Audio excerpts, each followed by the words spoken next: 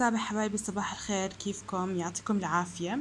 اليوم بدنا نكمل الدرس الثالث من وحدة الأرض، وهو درس موارد الأرض. تمام سابع. هلا الجزء الثاني اللي بدنا نحكي عنه اليوم هو دورة المياه في الطبيعة، لكن أنا بدي أبلش لك بداية بمراجعة ما أخذناه بالحصة السابقة. تمام. هلا إذا عنوان الدرس اللي هو الدرس الثالث، الوحدة هي وحدة الأرض. تمام. عنوان الدرس هو الموارد المعدنية، وسنتحدث عن دورة المياه في الطبيعة. دورة المياه في الطبيعة. هلا بشكل عام سابع بدي أبلش لك بمراجعة بسيطة للدرس. هلا في الحصة الماضية حكينا إنه الموارد المعدنية هي موارد ثمينة تكونت في الأرض أو داخلها، يمكن استخلاصها من أجل تحقيق منفعة اقتصادية غير متجددة وقابلة للاستنزاف، وكميتها في الطبيعة محدودة. ماذا نعني بهذا الكلام سابع؟ الموارد المعدنية هي بدك تحكي مواد ربنا أعطانا إياها طبيعية، هي ثمينة لأنها موجودة فقط في الطبيعة، يعني موجودة ربنا خلقها هيك وحطها في الأرض.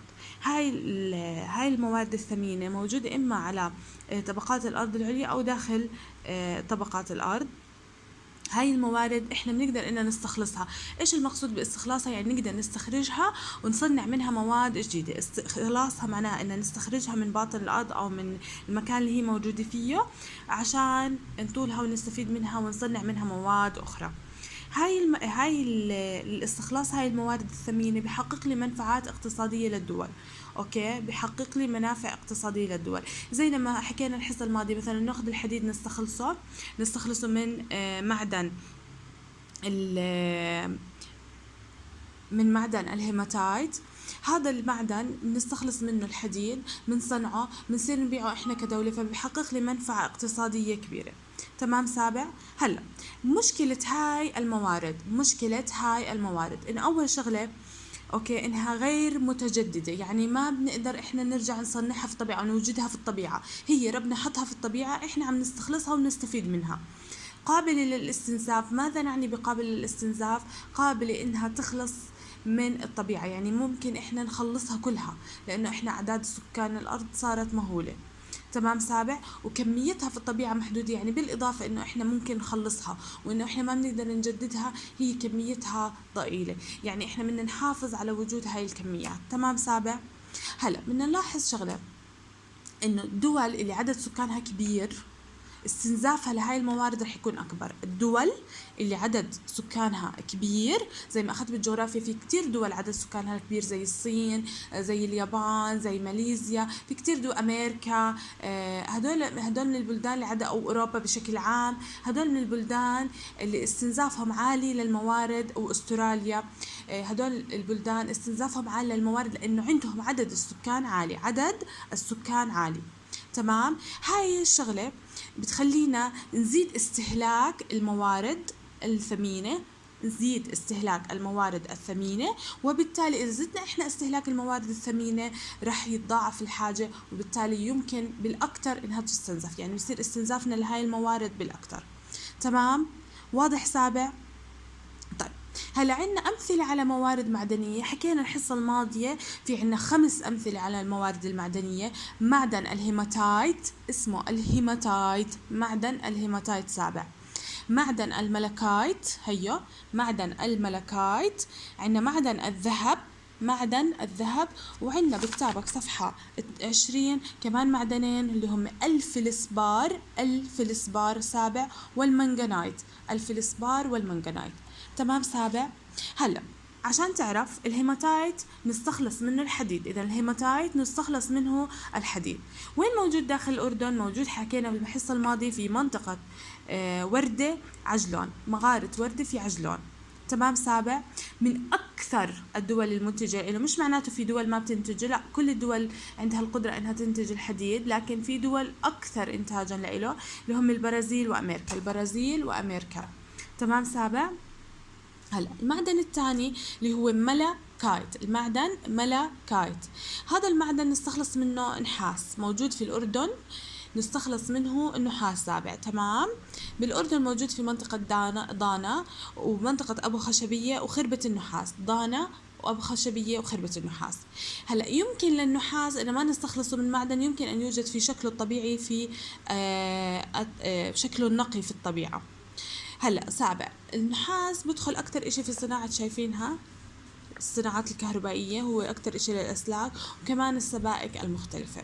تمام. أكثر الدول المنتجة لإله، برجع بعيد سابع، أكثر الدول المنتجة لإله هي أمريكا وكندا. أمريكا وكندا. هلا بالنسبة لمعدن الذهب، كلنا بنعرف انه احنا بنروح عند الصاغة بنشتري هاي المجوهرات والحلي، لكن هاي المجوهرات والحلي هي مخلوطة وليس ذهب صافي. لكن يوجد عندنا في الأردن منطقة فيها ذهب صافي اللي هي خليج العقبة، يوجد على شكل معدن حر أو حبيبي أو صفائح، حبيبي أو صفائحي. تمام سابع. وكمان منطقة تانية يوجد فيها اللي هي أبو خشبية. أبو خشبية. أكبر الدول أو أكثر الدول المنتجة له إفريقيا. إفريقيا، جنوب إفريقيا. تمام سابع. هلا المعدن الثالث الفلسبار زي ما هو واضح عندنا بالصورة، يستخرج منه أو نصنع منه زجاج وخزف. فلسبار نستخرج أو نصنع منه الزجاج والخزف، الزجاج والخزف. هلا المواد التالية ممكن نستخدمها اللي هي الصابون والأسنان الصناعية، لكن هدول المواد عشان نصنعهم لازم نستخدم معهم مواد أخرى غير الفلسبار. تمام سابع. إذا الفلسبار لما نخلطه مع مواد أخرى بنتج لي بدخل في صناعة الصابون والأسنان الصناعية. الأسنان الصناعية كلنا بنعرف هلا صارت كتير تستخدم. والشغلة الثانية إنه بتدخل في صناعة الزجاج والخزف بشكلها الطبيعي. هلا يوجد بمنطقة العقبة في الأردن، أوكي، وفي كتير دول مصنعة للفلسبار، أوكي، في كتير من دول العالم منتجة للفلسبار. هلا نيجي للمنجنايت. المنجنايت هي شكله سابع زي ما حكينا الحصة الماضية. المنجنايت يستخرج منه منجنيز. تمام سابع. بدك تحفظ الأسماء منيح. المنجنايت نستخلص منه المنجنيز. المنجنيز بدخل في صناعة سبائك الحديد والصناعات الكيميائية. سبائك الحديد كلنا بنعرفها زي المشابك كبيرة بتكون، والصناعات الكيميائية. تمام. الصناعات الكيميائية كتير في صناعات بدخل فيها المنجنايت. هلا المنجنايت بالأردن موجود في منطقة وادي دانا وفي روسيا والهند، وبرضه في كتير دول منتجة له. إذن هو موجود في الأردن في منطقة وادي دانا، وموجود بكثرة في روسيا والهند. لكن هدول مش أكبر الدول المنتجة له، أغلب الدول العالم منتجة لمعدن المنجنايت. تمام سابع. هلا بالنسبة لهاي الموارد سابع، احنا حكينا في بداية الدرس انه هاي الموارد ممكن انها تستنزف وتخلص ويصير عندي مشكلة كتير كبيرة للأجيال القادمة. حل هاي المشكلة إن ننتبه إنه لازم نعمل تنمية مستدامة. ماذا نعني بتنمية مستدامة؟ إن نشبه حاجات الناس الموجودين هلأ بالعالم، لكن بنفس الوقت ننتبه إنه إحنا ما نمس أو ما نخرب قدرة الجيل القادم على إنتاج هاي الموارد المعدنية. تمام سابع. إن إحنا نحافظ على اللي عنا ونستخلصه ما في مشكلة ونستخدمه ونستغله اقتصاديا، لكن ننتبه إنه ما نعبث فيه مقابل حصول الأجيال القادمة عليه، عشان هم كمان يقدروا يعيشوا بنفس نمط الحياة اللي إحنا عشنا فيها، وحياة اقتصادية مريحة. تمام. لأن الموارد المعدنية من أكثر ثروات الأرض. تمام سابع. هلا من أكثر الطرق او الحل لايجاد او يعني كيف بدي احكي لك اياها سابع، انك انت تقدر تخلي تنميه مستدامه لهالدوله انها تنتج هاي المواد او تخليها مستمره في انتاجها. اول شغله هي اعاده التدوير، هي اهم شيء، وانتم بتعرفوا انه الريسايكلينج واخذتوه يمكن بالساينس وانتم صغار، هو من اهم الاشياء اللي عم بتصير في جيلنا احنا.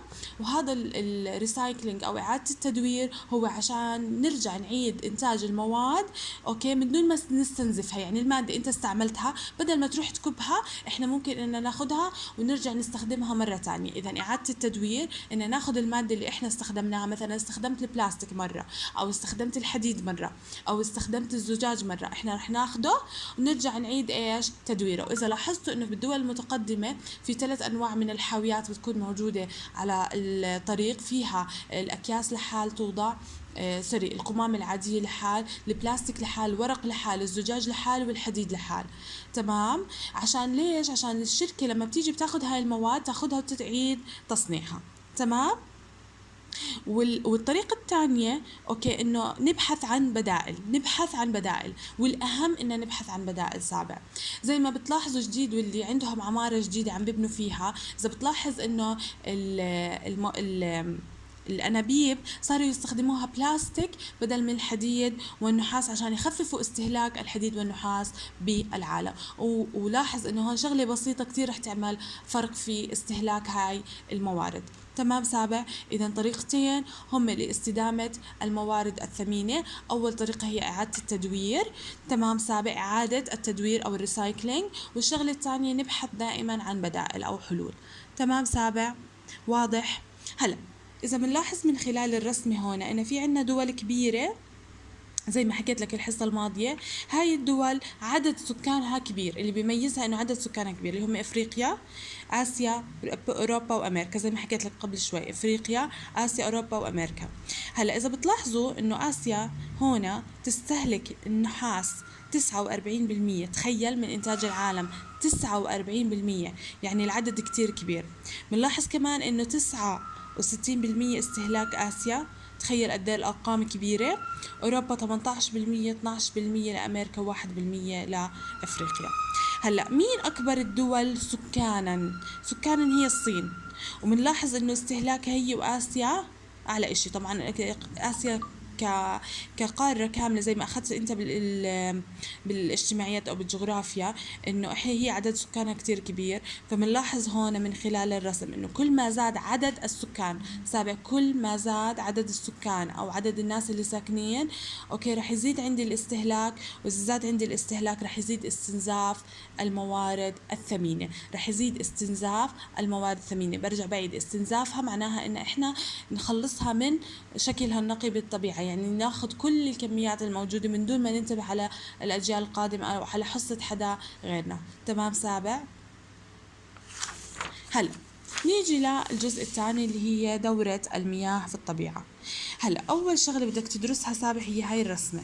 هاي الرسمة كتير حلوة وبتسهل لنا دراستنا لدورة المياه في الطبيعة. أول شغلة بدي أشرح لك إياها. تمام سابع، ركز معي. هلا شوف هون شو بنلاحظ انه حدث عندنا عملية التبخر. سابع، انت اخذت من انت وصغير انه التبخر هو تحول المادة من الحالة السائلة اوكي الى الحالة الغازية. تمام. طيب يا مس كيف بده يصير التبخر؟ اول شغله التبخر بيصير للبحار والمحيطات الكبيره من خلال اشعه الشمس او من خلال الطاقه الشمسيه، من خلال الطاقه الشمسيه. طيب يا مس احنا بالاردن ما عندنا غير البحر الميت والعقبة. تمام، بس بالعالم في عندنا 71% من مساحة سطح الكرة الأرضية يعتبر غلاف مائي. تمام، عندنا 71% مساحة الكرة الأرضية هو غلاف مائي. تمام سابع. إذن هاي البحار والمحيطات اللي عم تتبخر هون زي الرسمة، هاي تشكل ما نسبته 71% من مساحة الغلاف، من مساحة الأرض. يعني مساحة الغلاف المائي 71% من مساحة الكرة الأرضية. يعني تخيل قد ايه كمية المياه في العالم. طيب هلا اطلع هون، صار عندي تبخر. إذا بتتلاحظ هون شو تشكل عندي؟ غيوم. في سبب تاني بحدث عشان يصير عندي غيوم، اللي هي عملية النتح. سابع، يمكن أخذتها بصفوف تانية ويمكن ما أخذتها. أنا بحب أعرفك دايما على اللي أنت تكون تعرفه أو ما بتعرفه، بهمني إنك تتعلم. سابع، النتح هي أنت بتعرف إنه النباتات بس تاخد المية اوكي وتشرب قد ما بدها، رح يصير في تبخر لكميات المية اللي ما بدها اياها. هاي بخار المية اللي بيطلع من النباتات اوكي بنسميها عملية النتح. بخار الماء اللي بيطلع من النباتات بنسميه عملية النتح. تمام سابع. فاذا عمليتين عندي بنبلش فيهم بدورة المياه في الطبيعة، هم التبخر والنتح. التبخر والنتح. التبخر هو تحول المادة من الحالة السائلة للحالة الغازية، والنتح هو إنه المادة إنه النباتات تطلق بخار الماء في أثناء هاي العملية اللي هي عملية النتح. ولما يطلع النتح وتطلع بخار الماء للأعلى بتشكل عندي الغيوم. تمام، بتشكل عندي الغيوم. تمام، تشكلت الغيوم، كل شيء تمام. رح يصير عندي بعدين هنا بمنطقة حامية، زي ما بنعرف انه لما يكون سطح بارد يلامس سطح سخن اوكي رح يصير عندي عملية التكاثف. اوكي سابع. تمام سابع حبايبي. طيب هلا هون كمان من هون بنلاحظ انه لما تطلع المي للأعلى يعني سابق والمية طالعة من عملية النتح والتبخر بتطلع تدريجيا وحركاتها بتتباطأ، يعني بتطلع سريعة وتبلش تتباطأ لحد ما توصل للغيوم. لما توصل لعند الغيوم بصير عندي تكاثف لبخار الماء. لما يصير عندي تكاثف لبخار الماء تنزل المي من الغيمة إما على شكل أمطار أو على شكل ثلوج، إما على شكل أمطار أو ثلوج. طبعا هاي الأمطار أو الثلوج لوين بتروح يا إما على الأنهار أو على المحيطات. هيك شايف كيف لما صار عندي هطل شو صار بالمية؟ يا إما راحت على الأنهار أو الثلوج، أو لما يصير عندي ثلج بتراكم إذا كان في منطقة عالية وباردة جدا. تمام سابع. هلا نزلت على البحار والمحيطات، إما بتنزل وبتصير معاهم مع البحار والمحيطات، أو تدخل لباطن الأرض وبنسميها مياه جوفية. تدخل لباطن الأرض وبنسميها مياه جوفية. إذا أعيد لك كل دورة المياه في الطبيعة بشكل عام سابع. أول شغلة أنت بتعرف إنه المية تغطي الجزء الأكبر من مساحة الكرة الأرضية، وهي نسبتها 71% من مساحة الأرض. هلأ بالمي أنت بتعرف إنها بثلاث حالات: بالحالة السائلة زي المي العادية اللي انت بتشربها، عندنا بالحالة الغازية زي بخار الماء، كلنا بنعرف بخار الماء، وبالحالة الصلبة زي الثلوج. تمام. هلا بالطبيعة بنشوف هاي الحالات كلها، لكن هاي الحالات بصير في عليها أحداث عشان يصير في عنا هطل. أول حدث ممكن يصير عندي يسبب لي الهطل هو تبخر المياه من البحار والمحيطات. تبخر المياه من البحار والمحيطات، وحكينا إنه التبخر هي عملية تحول مادة من الحالة السائلة بشكلها بالبحار والمحيطات للحالة الغازية، من السائلة للغازية. تمام. وعندي العملية الثانية اللي هي النتح. النتح هو خروج بخار الماء من النباتات. خروج بخار الماء من النباتات. تجمعوا هدول التنتين وهم طالعة المي للأعلى، وهي طالعة رح تتباطأ تدريجيا لحد ما تبرد. لما تبرد بيصير لها تكاثف، وتكاثف هو عملية تحول مادة من الحالة الغازية للحالة السائلة، من الحالة الغازية للسائلة عند ملامسة سطح بارد.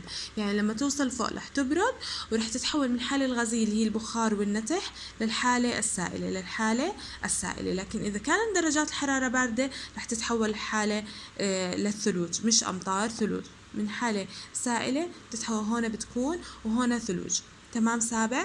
هلا هاي المية لما تنزل أو الثلج وين مصدر أو وين رح يروح بعد ما ينزل يمس؟ أول شغلة إما بيروح عن شكل جريان سطحي لمياه الأبحار والمحيطات، الأنهار والمحيطات، يعني بضل يسحى ليوصل لمياه البحار والمحيطات. إما بتراكم على شكل ثلوج في أعالي الجبال. وإذا تراكم هون عندي على شكل ثلوج في أعالي الجبال بنلاحظ إنه أصلا أعالي الجبال دايما باردة، فبيضل الثلج على حاله. تمام.